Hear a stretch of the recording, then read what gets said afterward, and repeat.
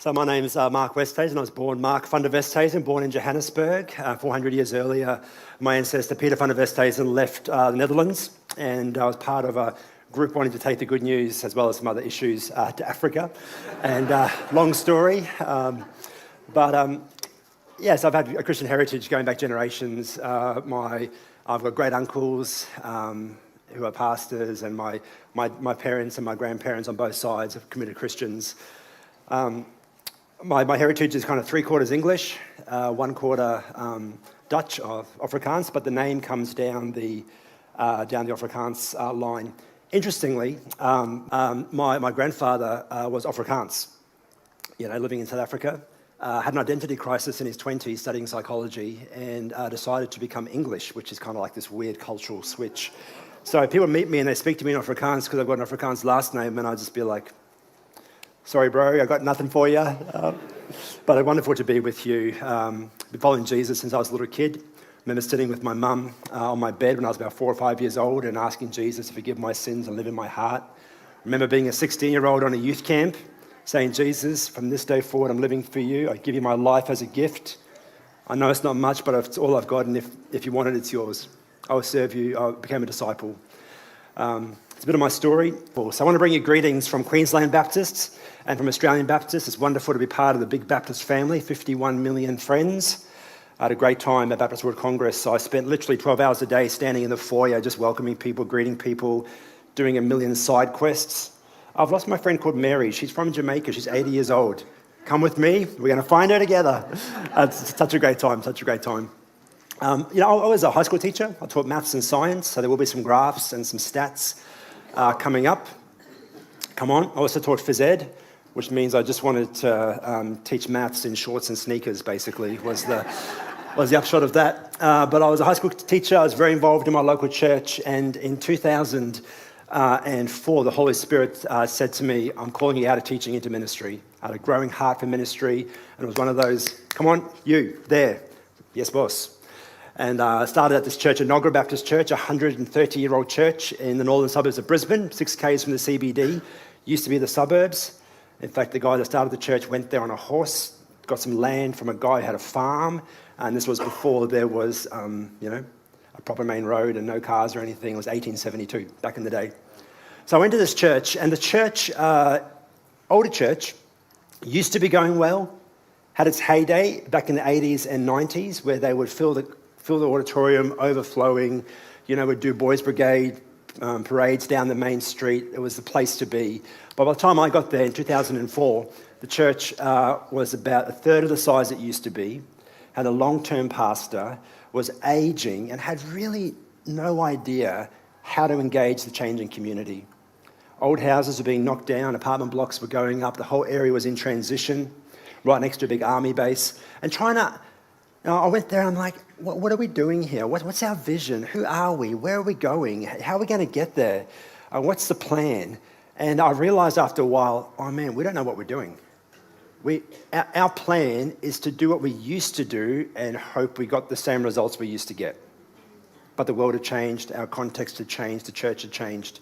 But beautiful people, beautiful, beautiful people. I got to marry a bunch of them. I got to bury some of them. I got to hold, people as they cried, as their loved ones passed away, and I got snot on my shirt, Beautiful, beautiful, rich people. I was there for a year, and the senior pastor left, and I'm like 25 years old, and I'm now have all the authority, all the responsibility, none of the authority. Anyone been there? I remember going to these deacons meetings, and our diaconate was dysfunctional. We were focused on all the wrong things. We spent so much time talking about the stuff that didn't matter, and so little time talking about the stuff that was supposed to matter. We're calling a new pastor, and the big question was, how much money do we have? How much can we get away with paying him, kind of thing. And I'm like, I remember driving home thinking, who are we? Where are we going? What matters to us? How are we going to reach the community around us? So frustrated. I had one of those, God is my witness. From this day forward, if I'm ever in charge of a church, we will have a vision and a mission and outward focus and all that. So what I did instead is I said, I'm just going to plant a youth and young adult congregation in the shell of a dying church. And that's what I did. I raised up leaders, we had a healthy culture, and over the next few years, the young leaders I raised up kind of took over the church. in a beautiful way. A new pastor came, we worked together, we helped the church understand its context, its mission, what God is saying to us in prayer, and we started the process of revitalisation. Now that church is one of our healthiest churches in our movement. I've been there for a decade. My brother, who came as a uni student, is now one of the pastors there. And man, they've raised up leaders, they've baptised a stack of people. It's going so well. So well. But it was a church when I arrived there in need of revitalisation. Then God called me on, and he called me to this church, Cleveland Baptist Church. Other side of town, an hour away, a much larger church, kind of 5 or 6 times the size of the church I was pastoring, 500 on a Sunday, 800 called the church home, big budget, new building, the whole bit. And God called me there, and I realised, man, there's a lot going on in this church. There's heaps of ministries, there's heaps of money, there's heaps of people, there's heaps of stuff. There's just stuff going on everywhere. And it was fruitful, like stuff was happening, but there was no alignment. There was no sense of identity. There was no sense of vision. I kept asking people, what's important to us? What are our values? Where are we going? What's God calling us to do? What makes us us? And they're like, oh, good question. I've never thought of that. The church was lacking vision. It was lacking clarity around where it was going. But not only that, it was a very divided church. There was a thin veneer of peace drawn over decades of unresolved spiritual issues. And I arrived as a 32-year-old senior pastor, and everyone said, great, let's shoot that guy. And I became the epicenter of just horrific conflict and dysfunction over the next 6 years. Still set the record for most people leaving a church in the region, okay? Enormous conflict, and it had nothing to do with me. I was just coming and saying, you know what? I know we used to do that, but that's not healthy. That's not God-honouring. We're no longer going to snipe leaders or sign petitions or move motions of no confidence. That's not honouring God. What? Who do you think you are? You come in here and you know. I remember saying to the church, this is not a healthy church. And they're like, are you kidding me? Have you seen our new building? Look at all these people. Look at all this money. Look at everything that's happening. We are a healthy church. I said, no, we're not. We're divided. There's toxicity. There's power plays. There's chronic dysfunction. And it played out over the next 5 years. A third of our elders, a third of our deacons, a third of our pastoral staff, and about 60 people led a series of sabotage, militia attacks, coups, whatever you want to call it, over a number of years, and it was so painful. And I remember, like, my campaign speech, if you like, was, we've been a fruitful church, but we're not a healthy church. And now's the time for us to be both fruitful and healthy. Thank you for coming to my TED Talk. You know, that was the call, was to health as well as fruit. I would describe the church as like an octopus on roller skates. You know, lots of activity, heaps going on, very impressive, but actually no momentum and no progress. And I said to the church, we're like an octopus on roller skates, but God is calling us to be like a train driven by a locomotive. Everything aligned, going in the same direction, movement, momentum, progress, vision, alignment. It was a very painful time. And that church now, praise God, is stable, is fruitful, and is growing. I talked to the pastor just on Tuesday, and I said, David, how's it going? He said, the church is growing. We've got new leaders coming through. We're about to appoint another pastor to join the team. And I'm like, tell me again. Tell me again. It was therapeutic. 2 very different churches. One in decline, aging. Another one with lots of people, lots of fruit, lots of money, high attendance, actually growing, but unhealthy. And actually both churches were in need of some form of revitalisation, weren't they? So what I want to do today is I want to give you some theory around church health. I want to share with you a model of church revitalisation, and then I want to tell you some stories. And then we're going to have some Q&A, okay? So for those of you that's like, I'm sick of stories, just give me the data. Show me the model. I want to see charts and flow charts and graphs. You know, there's something for you in this talk, okay? Thank you, Lord. For those of you that are like, let's just skip all that boring stuff and tell me some stories about real people and what God is doing, I've got that for you as well, all right? The only issue we have is the clock, and I better keep watching that. During that time, when I was at Cleveland, I did a master's, and I focused on leadership and church revitalisation. And I wanted to understand, what is the leader's role in revitalising a church? These days, I'm the director of church health for Queensland Baptists, so I'm trying to help churches be healthy. I'm like a personal trainer. Come on, you got more in you than that. What else you got? Drop and give me 20. Push, push, push, push, push. I'm a bit like a teacher librarian, trying to resource the movement. Well, you might like this. Try that in your church. I'm a little bit like a coach, a motivational speaker. I'm trying to help people realize that God is with them and for them, and that the church is a plan for the world. And I'm a little bit like a surgeon too. There's times where I have to do a significant medical intervention to save the patient's life. And I want to share some of those stories with you as well. That's a bit about me. Okay, so when we're talking about a healthy church, because this is the first question I get, Mark, Director of Church Health, so what is a healthy church? Can you define that for us? And here's my definition, 3 things. You have to have healthy culture, a healthy spiritual climate. So this is Colossians chapter 3 is an example. Let me read that for you. Therefore, as God's chosen people, holy and dearly loved, clothe yourselves with compassion, kindness, humility, gentleness, and patience. Bear with one another in love. Forgive one another. If any of you has a grievance against someone, forgive as the Lord forgave you. And over all these virtues, put on love, which binds them together in perfect unity. Let the peace of Christ rule in your hearts. Since as members of one body, you are called to peace, and be thankful. Let the message of Christ dwell among you richly as you teach and admonish one another in all wisdom through the psalms, hymns, and songs of the Spirit, singing to God with gratitude in your hearts. Don't you want to go to that church? Oh, that's the healthy culture. So that's the one another's, right? Practicing the one another's. Forgive one another, love one another, bear with one another. And if you walk into a church, in a few minutes, you can capture whether there's a healthy spiritual climate or whether it's toxic, okay? Healthy climate. Number 2, you've got to bear fruit in key areas. So this is stuff like sharing faith, people coming to faith, getting baptized, people praying for the lost, Bible engagement, leadership pipeline, justice and mercy, or representation of all ages, right? So you should be bearing fruit. Healthy culture, bearing kingdom fruit, okay? Transforming people and places, gospel renewal. You know what I'm talking about? Right, and then the third part is a contextualized ministry strategy. You have to understand who are the people we're trying to reach. How do we reach them in this context? How is the gospel good news for the people in our neighborhood? What does ministry look like in 2025? What's the game plan? And I spend a lot of time talking with church leaders, and I just ask them questions like, what are you doing to help people join your church? What's the belonging pathway look like for you? Integration, assimilation. If someone Googles your church, what's the next step for them? If someone comes to a Sunday service or a ministry event or a small group, what's the next step for them? So the belonging pathway, the discipleship pathway, how are we discipling people into faith, conversion?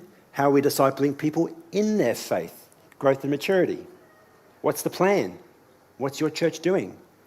And I find lots of churches say we're doing 2 things.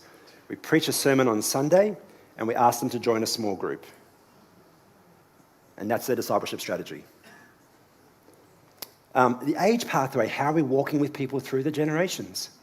The church is one of the only places in the country where you can have a mum pushing a stroller next to somebody in a walker, and they're there for the same reason, part of the same community.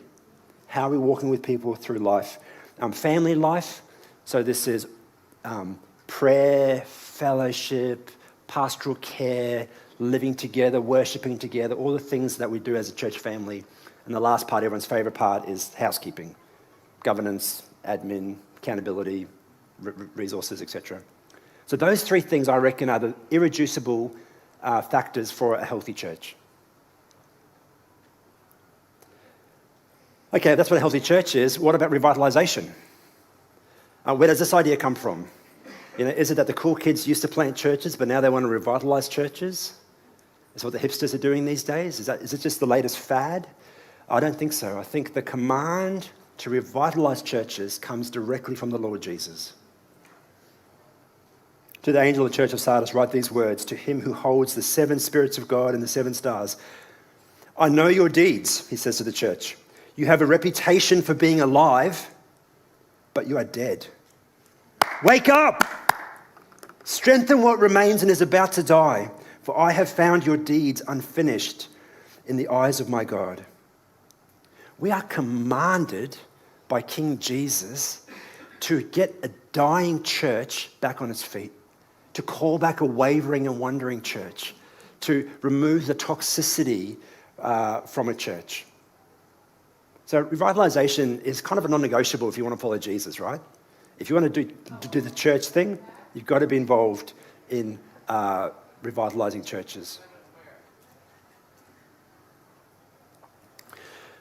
So, what is revitalisation? It's the process of restoring vitality and health and fruitfulness to a dysfunctional, toxic, or declining church. So, two aspects: declining, dysfunctional, and toxic. So, revitalisation is turning that upside down. Not declining but growing, bearing kingdom fruit. Not toxic but healthy, and not dysfunctional but healthy, and working well together. Right, so this is some of the theory on revitalisation. I'm giving you a snapshot on revitalisation literature. It can happen organically, so a church turns itself around, or it can happen in partnership with the association or with other churches. So this is like campus model, replanting, partnerships, adoption, all those things. The most important thing is that it's both a work of God and a work of his people. So you can't revitalise a church, you need the Holy Spirit to work. It's a work of God and a work of his people. So it's partnership with God. I want to tell you some stories in just a little while about that. So it's a process, either on your own or with others, and it has to be a work of God and a work of his people too. So, okay, next logical question then, well, how do you know a church needs to be revitalised? And how do you know once it's revitalised? So the criteria for a church having been revitalised, again, this is the literature. There's growth metric, so 10% growth over 2 years. If that happens, most people would say it's been revitalised, and a baptism to membership ratio 1 to 35. So a church of 100 people should be baptising 3 people a year. If those two things are happening, you'd say, well, you kind of tick the growth boxes. So I think of this like a blood pressure of 120 over 80. It's just a simple number, it gives you a bit of an idea whether it's healthy or not. And the second part are the health indicators, so growth and health. So health is things like forward momentum, God-focused, outward-focused, others-focused, fruitful ministries, a healthy and godly culture, a unity, clear vision and strategy, healthy, performing, suitable leaders, right? A zeal for prayer and for the lost. Like, you guys know this, that churches go up in age and inward in focus naturally. It just happens by itself. And they only come down in age and outward in focus intentionally. You've got to have a plan to see that happen. So what is a healthy church? What is revitalisation? How do you know a church has been revitalised? So the next question, just work with me here, is how are we doing? How are we going in New Zealand Baptist? Imagine these 5 categories of church. So healthy growing churches, healthy churches. Some of that's contextual. If you're in a small town, you might not be growing because of population. Churches in maintenance mode, preservation, and then the last one is life support. So last year, we had a gathering of the leaders from Australia, New Zealand and Pacific Islands, the Trans-Pacific gathering in Darwin, in Northern Territory of Australia, and I ran a workshop on this topic, and I asked the leaders, I said, okay, you guys, Chris was there, and Riti and others, and I said, okay, how do you reckon we were going? And we put some numbers together, and we held up the mirror, and then this morning I checked with Mike and Pete, and I said, have I got this right? Is this right for New Zealand? And they said, yeah. Do you want to see the best estimate of how you're going? 10% growing in healthy churches. 20% healthy. So that's 30%. 35% of churches are just over a third in maintenance mode. 20% preservation, like we're just trying to hold on. And what's the last bit? 15% life support. We're probably not going to be here in 2 years' time. We're barely keeping the doors open. It's a big challenge, isn't it? The large numbers of churches, something like 175 of your 250 odd churches need some form of revitalisation.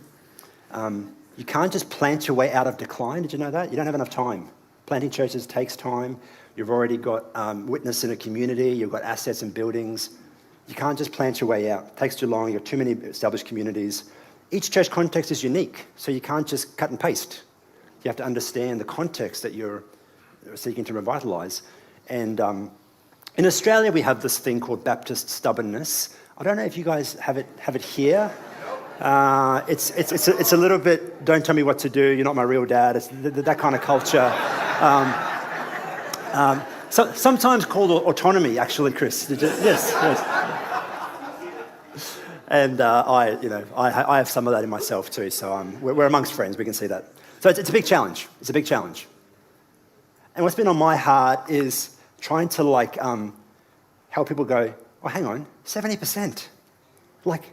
That's a big challenge. But it's also a big opportunity. It's a huge opportunity. Every church has a part to play in this. We've got a long history of kingdom fruitfulness, and we believe God is with us. We've got a vision, Acts 2 vision for 2033. We've got momentum, we've got blessing, and in our movement, I know you guys do here, we've got a growing number of success stories. So, what do we do with that? I started chatting with the Church Health guys in the other states of Australia about this, and I said, if anyone in the Australian Baptist context is going to come up with a plan to help our 70% of churches, so we've got 1,000 churches in the country, that's 700 churches need revitalisation, and we know that the other 30% are going to play a key role in helping that happen through resourcing and prayer and encouragement and support. If anyone's got to sit down and work out a bit of a plan for it, it's probably us. It's probably us Church Health guys.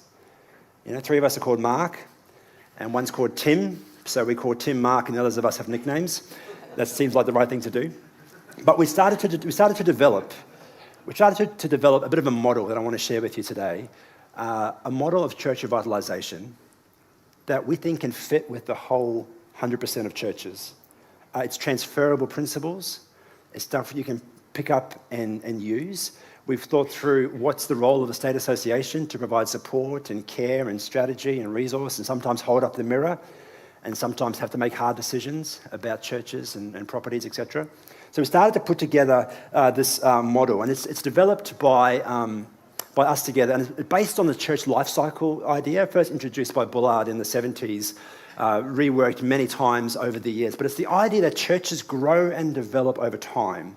You see this in the scriptures with the Ephesian church. We see it being planted in the book of Acts. We see Timothy, leading the church. We see the letters to Timothy in the book of Ephesians. That's kind of where the church is very strong. And then we see in the book of Revelation, the lamp gets extinguished, doesn't it? It's the death of the church. That church had a life cycle. All churches have some kind of life cycle similar to this. It begins with a birth, and when you plant a church, all you have is a dream. We are going to plant a church. Okay, what's your constitution going to look like? Don't know. What ministries are you going to do? Not sure. Who's going to come to your church? I don't know, but we've got a dream. That's birth. Then over time, up that growth side of the curve, the church grows and develops. The vision is strong. People gather together. You build community. Then you start to do ministry together, ministry programs, Alpha, Playgroup, a bunch of different things. And then someone says, hey, do we have insurance? And you're like, oh, we should get organised. We should get some paperwork and some insurance and bank accounts. And then the church is firing on all cylinders. What happens on the decay side, though, is the church loses its vision. Community gets fragmented. It becomes inward focused. It loses the ability to reach the community. No longer kind of outward focused, fit for purpose, ministry strategy. And eventually the church gets to a point where they have their last meeting, they close the church, and they hand over the keys, and it's game over. And what we've developed is a intervention strategy. We call it the 7 R's because every word starts with R. It's Baptist. You have to work hard to get all the letters the same. And I want to just show you each of those little things quickly, and particularly those 2 arrows that I've got on the screen there. So first of all, a resource church. A resource church is a strong, healthy church with capacity to bless other congregations. Right? Easy. The tagline we have for this one is not bigger and bigger, but blesser and blesser. We just want to bless more and more people. We just want to grow in our blessing capacity. Then you have a refreshed church, very similar. It's a healthy, vibrant church, lots going on, but just starting to maybe lose a little bit of clarity of vision, starting to coast a little bit.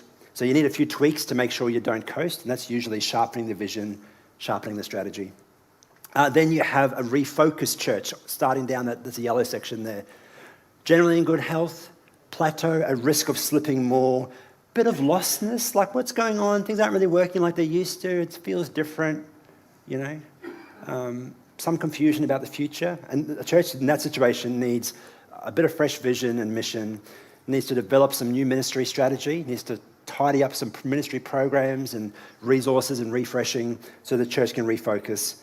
Needs to make sure it understands its community well, it's well connected to the community. Needs to work on those pathways, that age pathway, belonging pathway, discipleship pathway. It needs a bit of refocusing, right? You know what I'm talking about? Makes sense. Restructure. Now the church is like, oh, this isn't working. This isn't working. We need to do not just an oil change, we need to rebuild the engine. Like this is a major restructure. So a sense of pessimism and fear, decline in attendance, long-term leaders not handing over leadership to others, resources stressed, the vision's on the wall but not in the heart, a church that needs restructure. So restructuring is hard work. This is probably the hardest phase, I reckon, because you need clarity around mission, vision, and values. It needs to be worked. You need probably a new leadership structure. You need a new constitution and governance structure. You need a revisioning process. You need a new strategic plan. You need to close some inward-focused ministries and develop some outward-focused ministries. Everything has to change for a restructured church, but you're above that dotted line. Below the dotted line in Reimagine, it's very similar. Everything needs to change, but now you need help to do it. Don't have the capacity anymore. And then rebirth is close the church, plant a new church. Release is very similar. Release is close the church, but it's no longer strategic to have a physical church in that location. So you release the resources into the wider kingdom. Like if there was a church across the street here and it had 2 people, you wouldn't plant a church there because it's like double up on everything. It's not strategic, but you would probably sell that and use that resource to start another church somewhere. Make sense? 2 things I want to show you about this model. And this is probably if I've ever had a good idea, it's probably this, okay? First of all, the dotted line. So the dotted line is the point at which you can't do it on your own. Above the line, if you're a restructured church, you have the leadership, the expertise, the capacity, the money, the health, the drive to be able to turn things around on your own. Everything must change, but you can do it, right? Below the line, you no longer have the capacity to turn the church around. I sit with church leaders and they say, we just can't do this. Our church is dying. We don't have what it takes. We don't have the energy. I'm 80 years old. I can hardly see. We've got no money in the bank. We've got no new leaders coming through. We need help. Everything must change, but we can't do it. It needs to be revitalised through partnership from a resource church. The churches at the top of the life cycle, my analogy, you 30% here, have a massive role to resource and refresh churches in that imagined space. Blesser and blesser, not bigger and bigger. So what could that look like? Well, there's lots of different options. And in Australia, I'm sure you guys have here, we have success stories in every model of reimagining what a church looks like. So an easy one is just a supportive partnership. Hey, we'll be friends. We'll share with you some resources. We'll send you some worship leaders and kids ministry. We'll help you with your finances. We'll put a coat of paint on the wall. We'll just support you for a period of time. We'll be like a big brother, big sister looking after you. Then you have fostering or adoption. Come and live under our roof. We'll get you back on your feet. That's fostering. Come and join the family forever. That's adoption. So a larger church with resource capacity and spiritual health, fostering or adopting a struggling church that needs to be revitalised. Family of churches is like we have some shared values, but we're separately constituted. We're like a grown-up family of adults who live in different houses, but are still part of the same family. You know, like my mum doesn't do my finances, I do it. But we still have dinner together, we're still part of the same family. Congregation of a larger church, and then a campus. They're quite similar, except campus has more local leadership than a congregation does. That works well. Or A and B form C, which is kind of church merger, if you like, or a parallel plant. Parallel plants are cool. So this church is dying, but we're just going to plant another one in the same building, and they're going to have their service 2 hours earlier or 2 hours later. One dies, the other grows, and then over time, you've got a healthy church in that location, planting alongside. That also works well if you have a culturally and linguistically diverse congregation too. Bunch of different options. Okay, let me tell you some stories. So the two key things, the dotted line, you can't do it on your own, you need help, and the other resource church helping support. I should say too, I'm not a theorist, I'm a pastor. And that's really important because these are God's people. And a lot of what I do in this church revitalisation space is actually pastoral care for hurting people. People cry a lot. I pray a lot. I encourage them a lot. I give out a lot of hugs because you've got to walk with people through hard times. Like I would meet with leaders and they say, like these leaders from Mosaic, they kept saying to me individually, they'd say, I wish we could leave. I wish I didn't have to do this anymore. This is so hard. I feel like I'm failing. Our church is failing. I desperately wish I could just resign, but I can't because this is God's church. I go to meetings where everyone cries because the church is in conflict or it's dying, and it's heartbreaking. It's heartbreaking. Okay, Mosaic Baptist Church. Mosaic was a basket case, okay? It's a church on the Gold Coast. There used to be 500 people, with a big auditorium, childcare centre, lots of land.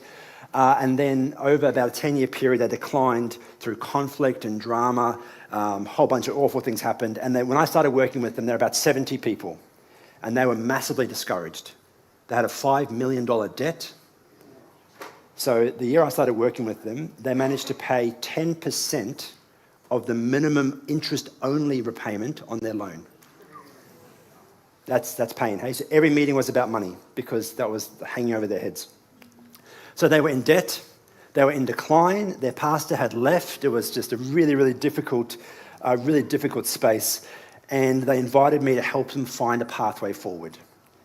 So we did lots of listening, lots of talking, lots of praying together. And I had the unenviable job of holding up the mirror to this declining and dysfunctional church. One of the leaders said to me, Mark, you've really hurt us here because what you've said about our leadership doesn't reflect well on us. Like, you know, and his name is Andrew. I said, Andrew, you and the other leaders gave me this information. I didn't make this up. I just took notes. You have told me you're dysfunctional. You have told me the church is broken. You have told me there's no way forward. And I started talking with them about a pathway forward, and I helped them see that calling a new pastor wasn't going to solve their problem. The bank was going to foreclose on their loan. Even a new pastor comes, they still have the dysfunctional, toxic culture. They still have a broken leadership team. Even a healthy church nearby couldn't just plant 50 people into that congregation because the space is huge, the debt's huge, didn't have enough time to turn the church around. So I helped them see the only solution was for a large, vibrant, healthy church to come in on site, to include them in the family, and to do a new work and to have hundreds of people on day one. That's Mosaic. Meanwhile, Liberty Baptist down the road, 10 minutes away, was a 10-year-old church plant in a small rented accommodation, having 4 services on a Sunday and praying about, do we add a 5th service? And the pastor, Adam, is like, I just can't do this to my people. Like, this is just not good pastoring to try and do 5 services in a small space on a Sunday. He said to me at one point, he said, we have 100 babies in our church. Like, our creche is out of control, you know? So he doesn't know anything about what's happening, right? So the church is 450 people bursting at the seams, say no to 5 service. His lease is up for renewal. And him and the elders decide, we are not going to sign another lease. And he got up in front of the church and he said, we're not going to stay here. God is going to have to provide a new place for us to call home. we are stepping out in faith. Man, that's a gutsy call, eh? That's a gutsy move. And then he rings me and he says, Westy, do you know of any churches nearby, any spaces we could look at? And I said, Adam, I'm just about to phone you because you're the answer to my problem. And we started talking together, and I put forward this proposal to both leadership groups that the people of Mosaic would join the people of Liberty, they'd be adopted into the family. Liberty would take responsibility for the facility and the loan and all the people, and that it would be the constitution, vision and culture of the healthy Baptist Church Liberty who would then take on the site. It was very messy. I prayed like crazy. There were groups of people who, out of fear, sought to sabotage the situation. There was a members' meeting called the week before they were going to sign the MOU to merge together. They didn't quite get enough members to have constitute the meeting. Like, it was touch and go for a while there. Everyone's anxious. People are looking for side doors instead of the highway. You know, God's calling this way, and they're like, yeah, but what about this? Trying to get people to go the journey. Both churches voted to accept the MOU to merge together. Coolest thing is 80% of the Mosaic Baptist Church people joined the Liberty family. 80%, which is awesome. But after 1 month, they had 650 people coming in attendance. And if you can do maths like I can, you'll realise that 150 people who weren't going anywhere joined the church in the first month. Twice as many people joined the church as the remnant of Mosaic that was left in the first month. They raised money, they renovated, they advertised, they moved in. That was 12 months ago. I saw Adam recently and I said, how's it going, bro? And he said, let me show you some pictures first. I love this. So the lady in the red jacket, she was a leader at Mosaic Church, the church that was struggling. Her husband is the guy sitting at the table in the middle of the screen there in the dark. He's inside. I love that because two original people now serving in ministry, multi-generational, multicultural, vibrant church. Every time I visit, I look through the window and I'm like, I know you guys from Mosaic, and here you're at Liberty leading a life group, in the women's ministry, having morning tea, in the worship team. Cool, hey? 12 months in, what's happening? 46 people have decided to follow Jesus, so 49 people in 12 months. 37 baptisms. 850 people now come on average every week.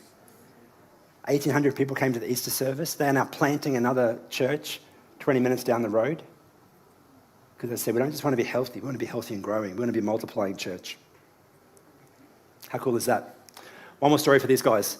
Adam, the pastor, was in the car park one day and he saw this lady under a tree having a cigarette. And he went over to her and he said, "G'day, I'm Adam." And she said, "Oh, Adam, the pastor, I've been wanting to meet you. My name's Angela." And she said, "I just love standing here under the tree because I can look up and see the cross." And she said, "I'm 86 years old and I've been a Jew my whole life. But I've recently discovered that everything I was looking for as a Jew is in the person of Jesus. And I've decided to follow him." And that's a photo of her getting baptised in the church pool. And the lady in the pink shirt, that's Becky B. She was in the previous picture, in the red shirt. She's a chaplain at the aged care facility next door. There's now 9 people from totally unchurched background. 9 out of the 70 residents in the aged care are coming to church every week. How cool is that? Man, so good. So good. Okay, let me tell you about Barry. Barry's a new pastor at Acacia Ridge Baptist Church. This is the southern suburbs of Brisbane. The church was about 6 to 8 people on a Sunday. They advertised for a pastor. Barry applied. So they do the interview.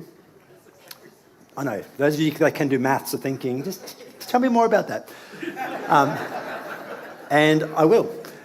So Barry applies. Barry's got a bit of church planting background. He's been at Bible college. He's a good guy. But at the moment, he was running a home handyman business. So the church said to him, "Barry, we can't pay you, but we do own the old manse, the house, but it's really run down. So we've got enough reserves to buy the materials, but can you do all the work to renovate this house so that we can rent it out for enough money to put you on 2 days a week?"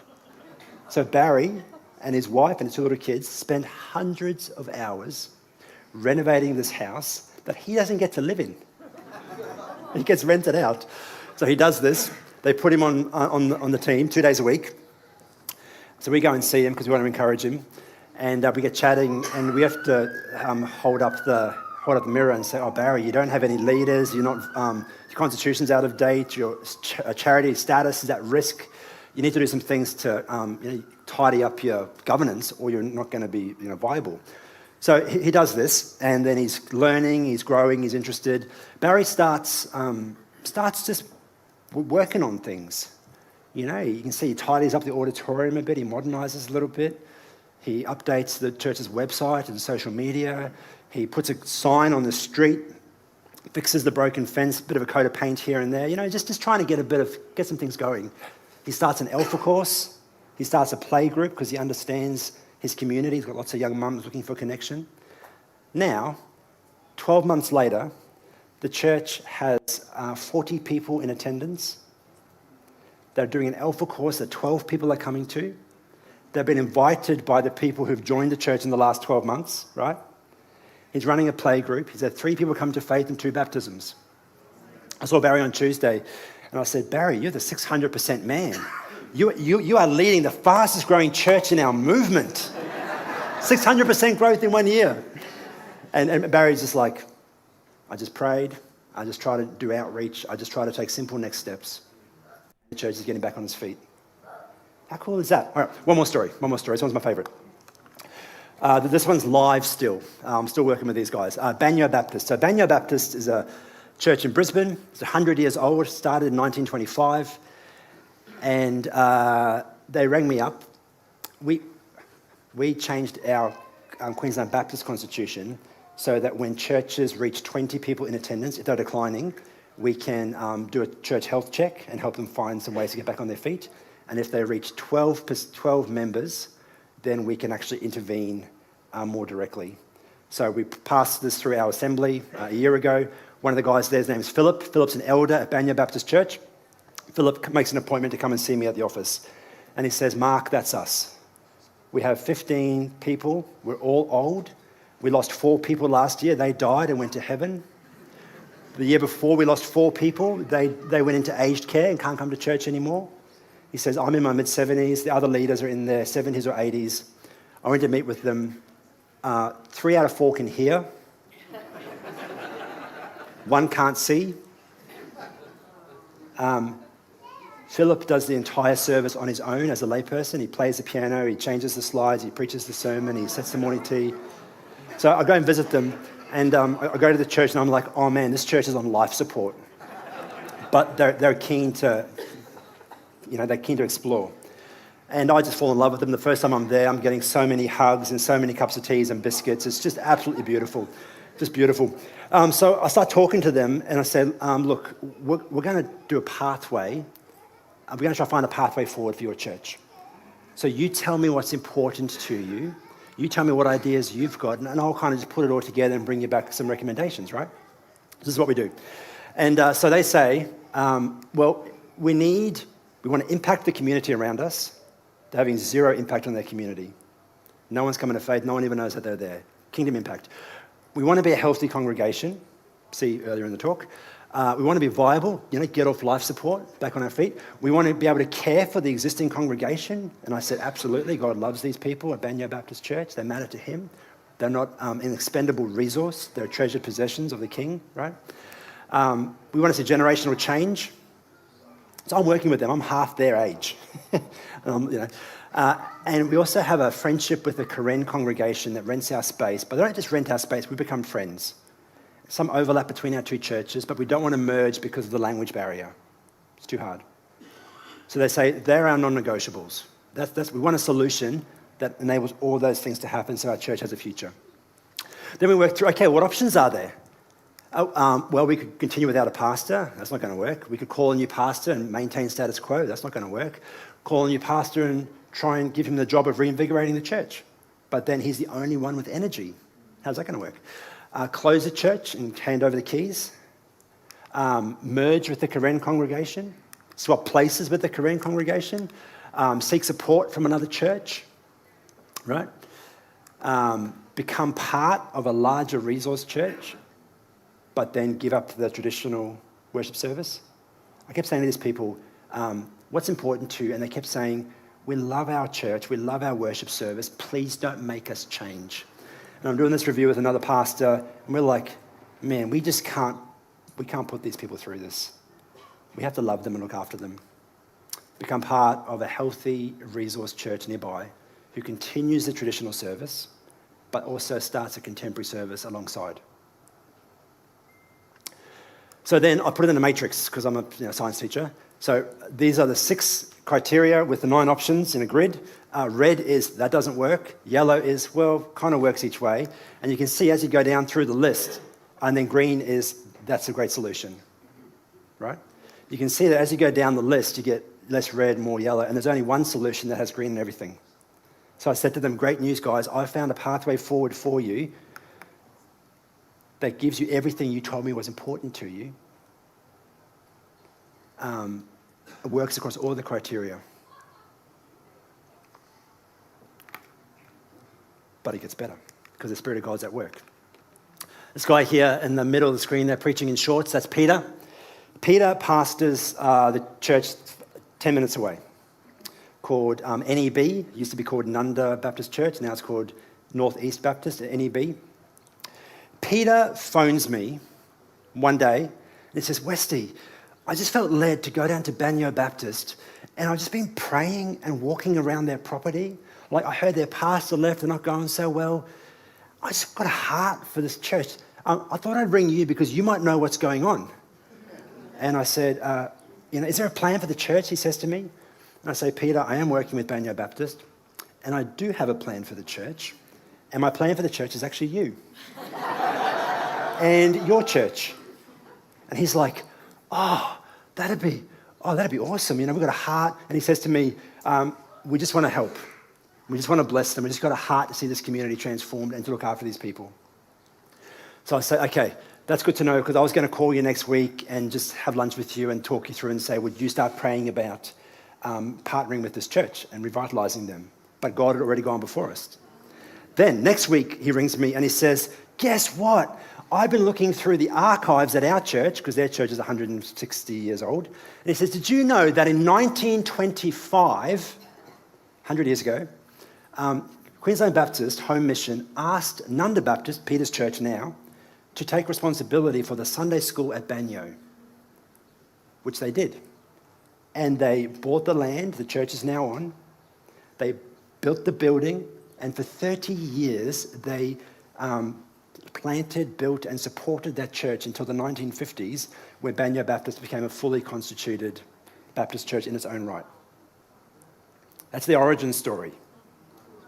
And I said, 100 years later, Queensland Baptist is about to ask you once again to take responsibility for the work at Banyo Baptist and to get that church on its feet. So they've been praying. He went back and his leadership's been praying. I stood up at Banyo in front of these beautiful older people and some of the Korean congregation, and I shared with them the vision, and I shared that God had gone before them. And they were struggling because it's hard to hear your church is dying and there's no way forward for you other than someone else comes in and takes responsibility for the church. About a month ago, the leaders introduced the 2 key leaders, Pastor Peter to Philip, the main elder at Banyo. And we met for coffee, we talked, we prayed, they asked each other a million questions. And the meeting finished with them hugging each other. I was on the plane flying here and I'm like, I can't believe I'm getting teary, just looking at my notes for this talk I'm doing on a Saturday. But they hugged each other and they said to each other, God has gone before us. He's gone before us. Before we were ready, he was already stirring. There's lots of work ahead. At the moment, the challenge is about fear and faith. Fear of giving up, fear of the unknown.